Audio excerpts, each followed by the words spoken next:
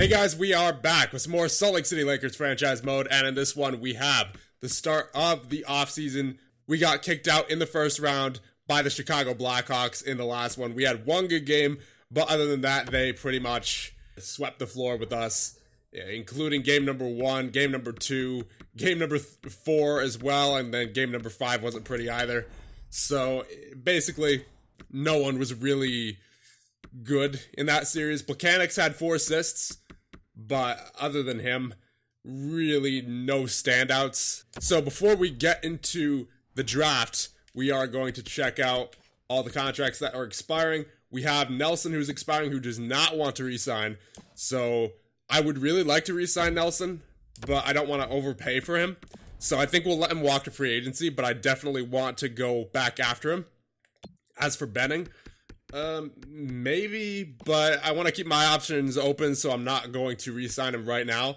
Confer, he was okay on the fourth line. He had 27 points, 76 shots. He was a penalty killer for us, 88 hits, a decent takeaway to giveaway ratio, and a decent face-off percentage, so I wouldn't mind bringing him back, although he doesn't want to re-sign, so we'll let him walk to free agency and explore our options. Kane, we're definitely going to be releasing him. He was not good this past season, and he's also, it's not like he's going to be making $7 million with his next contract, of course, but he doesn't want to re-sign, and there's other guys who I could think of who would be better depth, and Connor Murphy, we could probably sign him. He's making $2.2 million currently, and he wants 2.1. We could probably get him for less if we extended him now. But once again, I kind of want to keep my options open. And he only did play 18 games. So I would rather not have a 7th defenseman making that much money, you know? So I think we'll leave him for right now. Palat, I do want to re-sign, though he does not want to re-sign. So, because Palat, he was on the 4th line for the majority of the year. And he still got 42 points. And of course, he had power play time as well. But still, he's proven that he's capable of producing points with limited ice time, so I would like to go back after him in free agency if possible. Dylan DeMello, if he wants the same amount of money that he's making now, yeah, we could offer him 1 year for, just say, $800,000. I would do that for him. As for Simmons, I think we're going to release him. He spent quite a bit of time in the AHL this year, and he's on a one-way deal, and he's making over $1 million. So I don't see the point in renewing him especially when we have other guys, rookies especially coming up, such as Joshua Waugh. He's in the system, and he's up to an 80 overall now, I believe. Yes, indeed. Alvin Wong as well. He's up to an 81 now. He's defense, but still, we have a lot of good young pieces coming in, and for, some of these veterans, their time is kind of up here. And then Brandon Tanev, obviously, he's been in the minors as well. He's making $3.5 million. We do not need that. So we're clearing up a lot of cap space here. So we have really a lot of room to do things here in free agency if we want to. Although, do keep in mind that we soon have the contracts of Wright and Byfield coming up the year after this next year. And Dundas as well. So I don't want to go crazy with the free agent signings, but I think one really good free agent would do this team some wonders here.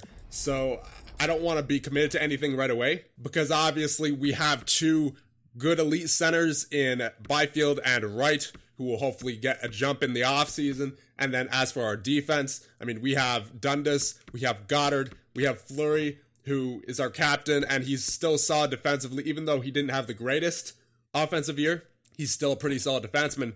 And Montour, who just had a 46-point season, I don't really feel like we need to upgrade our defense too much. And for Manson as well, he's a solid defensive defenseman. He only scored 17 points, of course, but that's not really his thing. He hits, and he has a really good takeaway to giveaway ratio for a defensive defenseman. So honestly, I really like our defense. And of course, we're going to be getting Alvin Wong in there. So really, you got Goddard, Wong, Manson, Montour, Dundas, Fleury. I don't want to go after any defenseman in free agency. Unless it's just too good to pass up, like if it's a 92 overall or something, then I don't see myself going after defenseman in free agency. Something we could go after, though, is an elite winger. We do have Radek Plekanec, who projects to be a top winger on our team. But I feel like an elite winger talent somewhere on the left wing or the right wing would really help with the development of guys like Byfield and Wright, and then of course with the development of Dundas by getting him points as well. So I wouldn't mind packaging someone like Kasha and maybe Kapanen, or you know what, maybe even Hedel, because Hedel was struggling this year in a bad way. I would like to keep Hedel. That being said, I feel like he just had a really bad year. That's not his normal production, you know? I feel like he's capable more like years what he had last season.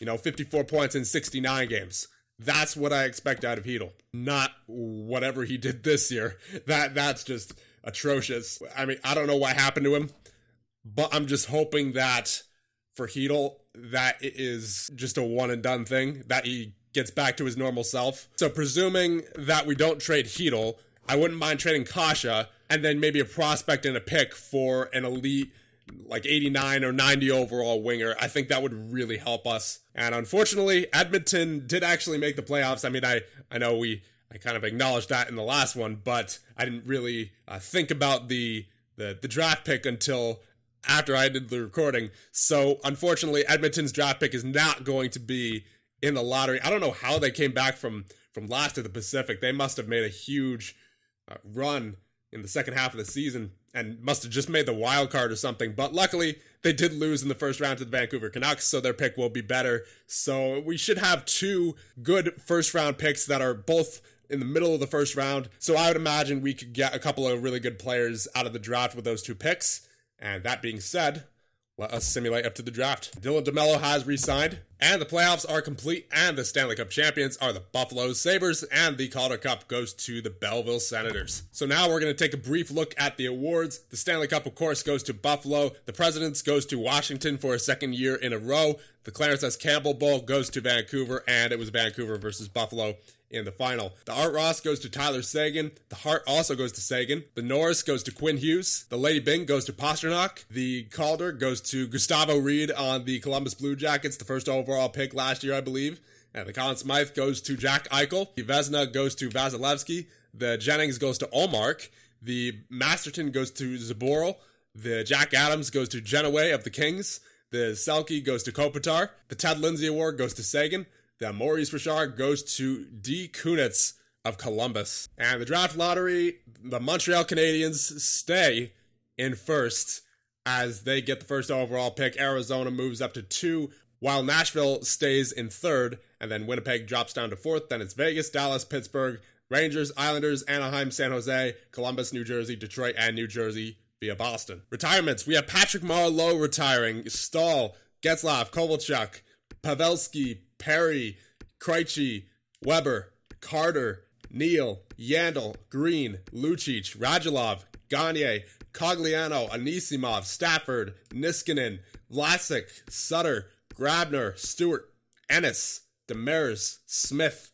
And in goal you have Corey Crawford, James Reimer, Michael Neuwirth, Carter Hutton, and Eddie Lack, all retiring as well. And the following players are now coaches: Ryan Getzlaf and Patrick Marleau, now coaches for their respective teams. So now for the draft interviews, we're going to interview some of the scout recommendations that aren't fully scouted, such as this guy, Bo Tan. He is a two-way defenseman, potentially a medium elite. He's potentially 4 years away from the NHL and has the 2-bar medium elite, so we will see what he is about. So Tan has a passionate personality type. His strength is skating, and he's 3 years away from the NHL. Now we will interview Khalil Agostini. He's a professional. His strength is skating, and he is 4 years away from the NHL. And lastly, we will interview Joakim Solani. He is a defensive defenseman. He has an outspoken personality, and he is 5+ years away from the NHL. So now we will go into the draft. If there is a trade opportunity for an elite winger, I will try my best to make that trade, but if not, then I'm not going to force it. So, does anyone want to trade their pick? Dallas wants to trade their pick, but I'm not sure if there is any elite player at number 6. Yeah, probably not. I would imagine that these 5 go in order, somewhere between 1 and 5. So I don't think there will be an elite player available at number 6. That is okay. We will just let all these teams pick. Let's just check the trade block real quick and see what every team is looking to give up. Okay, so I looked through the block for every team. There are no elite forwards on the block, at least none that I would be interested in trading for that don't have a bad contract. So what we're going to do, we're just going to leave the trade block alone for right now. We're not going to worry about it, not going to force any trades. We'll see what's available in free agency for us. Maybe we can make a trade in the preseason when we know the general makeup of what our roster is going to be going into next season. Of course, with the offseason growth of all of our young guys, such as Byfield and Wright and Joshua Waugh as well. He needs a spot in the lineup. So honestly, I think it'd be best to wait until then. So let us just simulate to our pick number 17. So we have plenty of options here. We have, well, mostly forwards. Getzlaf, Lefebvre, Hernandez, Albert, Numanen, Bemstrom, Barker, Kistov, Corso, Zarkov, and the other Kistov, the medium elite goaltender. I do want to take him. When is our next pick? I know we have two picks, back to back. Okay, so that's perfect. So we'll take whichever of these guys is appealing to us, and then we'll take Ilya Kistov with our second pick. So Zachary Getzlaf, he's 3 years away from the NHL. Generally, I would say he's going to be in his mid-60s. Lefebvre, I would say, yeah, the same thing. Roughly the same kind of player here. Hernandez, 3 years away, 3 years away. I'm mainly looking at NHL ETA here. 3 years away, 3 years away, 3 years away, 3 years away, 3 years away. Okay, so you get the point. And then Ilya Kistov, who is 2 years away. So it's really a matter of preference here. Do you want a two-way forward? Do you want a playmaker? Do you want a sniper? Do you want an offensive defenseman? Plenty to choose from here. Honestly, I think we might take Vyacheslav Kistov as well, the Kistov brothers. And I'm not just saying that because of the last name, because of, Ilya Kistov. But I like his personality, takes winning seriously, and has an incredible drive to win. He's 3 years away from the NHL, of course. He looks like an offensive defenseman. Of course, his stats don't say that, but his player style does. It says 2-bar offensive defenseman, and his strengths are offensive instincts, balance, and defensive zone play. So potentially a good two-way guy if he can develop the right way. He has no weaknesses, 6'3", so he's a good height as well. And he's also got that medium top 4, so he could be a really good pick, and I think we are going to take him here. Welcome to Salt Lake City, Vyacheslav Kistov. And he is a two-way defenseman, it actually turns out, and he's a 64 overall. So I would say that's a good pick. Well, maybe we'll see him, maybe we won't. Who knows?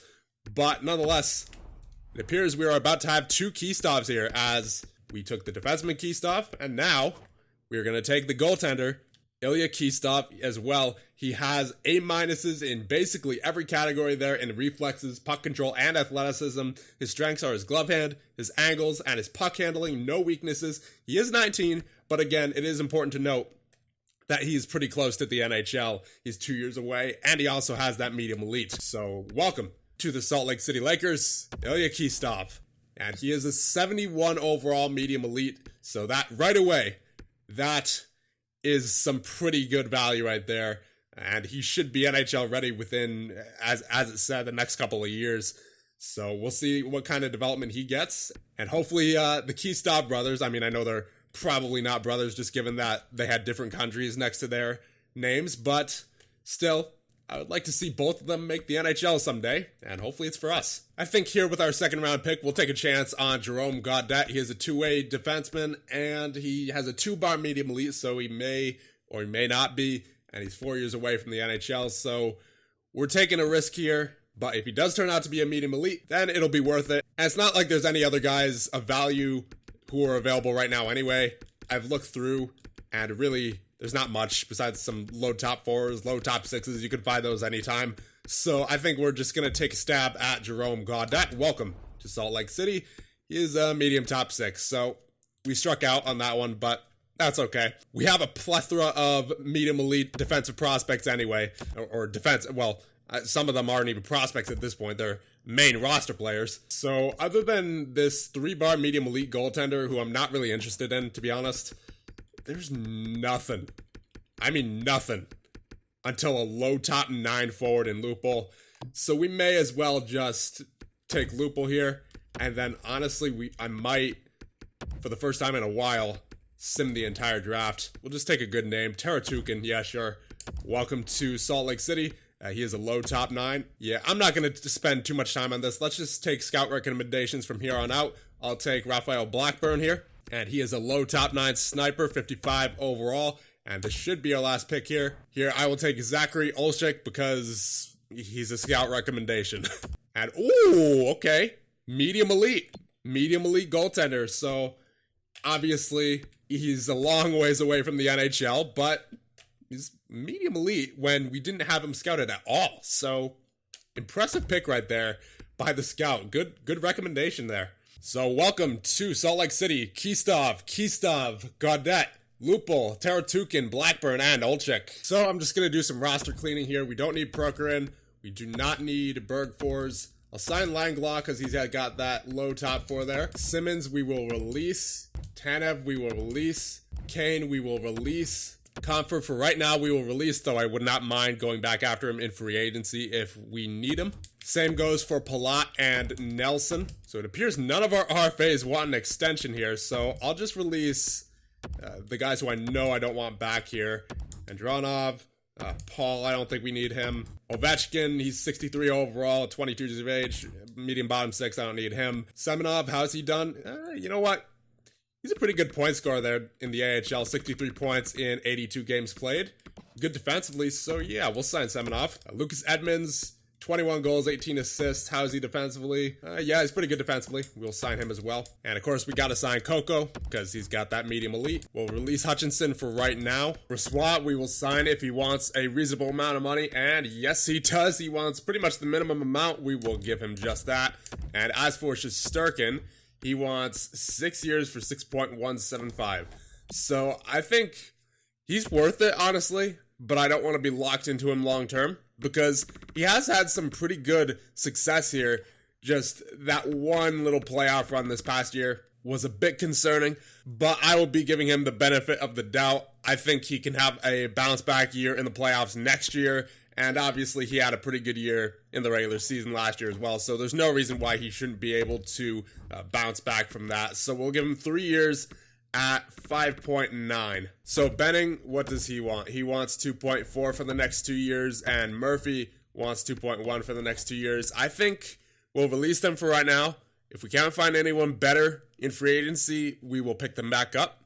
But I think, especially with Alvin Wong coming into the picture, there's not really going to be any room for either of them, considering that one or the other would be our seventh defenseman, and I don't really want to pay that much money to a seventh defenseman, and for 2 years nonetheless, so I think we'll let them both walk. And then for forwards, you don't have anyone major, you have Lizotte and Gunler. I think I want to sign Lizotte. He was pretty good for us in the AHL. Oh yeah, he was really good for us in the AHL. We will sign him to that contract. And Gunler does not want to re-sign, but we'll try to re-sign him anyway. There's Brossoit, there is Lizotte, there's Shesterkin, Langlois, Coco, Gunler has rejected, Edmonds has rejected as well, Semenov rejected.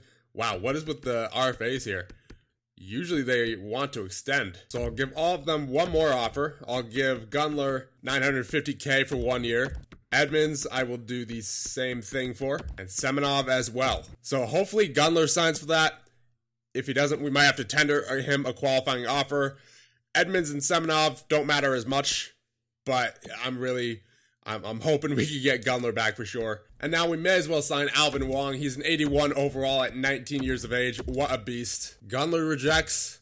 Edmonds rejects. Semenov rejects. So we're just going to release Semenov and Edmonds then. I don't know why they don't want to re-sign, but whatever. We will offer Gunler a qualifying RFA contract, but other than that, I think we are done here. There you go. Gunler has been tendered a qualifying offer. Let us go up to July 1st. So now we should be able to offer Gunler something more reasonable, and he'll probably accept, given that it's now July 1st.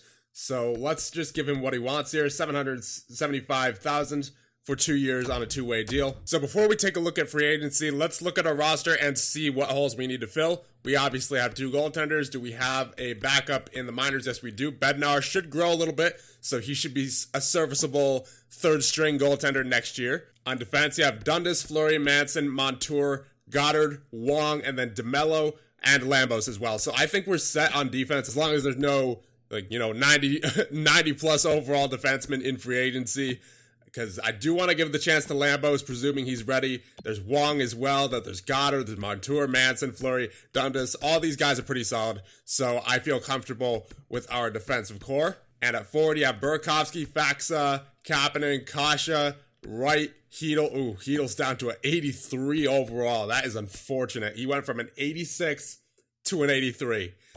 Yeah, that's going to happen when you have a season like this compared to the season before where you had 54 points.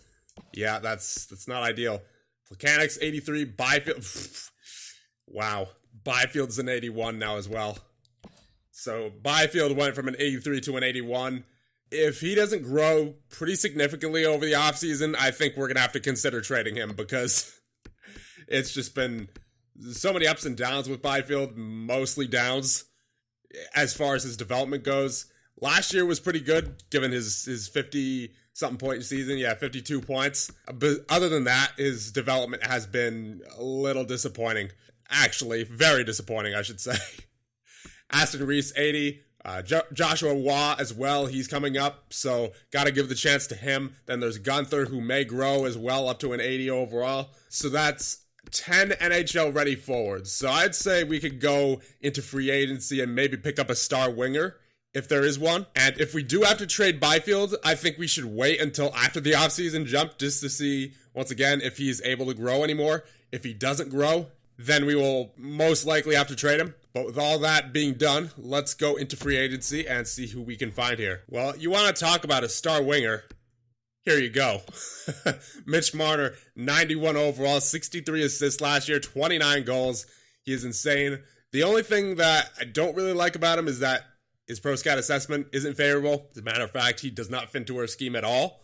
But he's still a really good player. He's very good with takeaways to giveaways. 87 to 46 last year. Not much of a hitter, obviously, but we have plenty of those on our team. So if we do get Marner, it wouldn't be the worst thing in the world as far as sacrificing a little bit of physicality, you know. My only concern about Marner is the pro scout assessment, to be honest. Everything else, even his salary is okay for right now because we have $30 million in cap space. I don't think there's any huge contracts coming up. I would like to go after Brock Nelson again. He is asking for $6.7 million, unfortunately. That's quite a bit. But how many years does he want? 2? All right, that's not bad.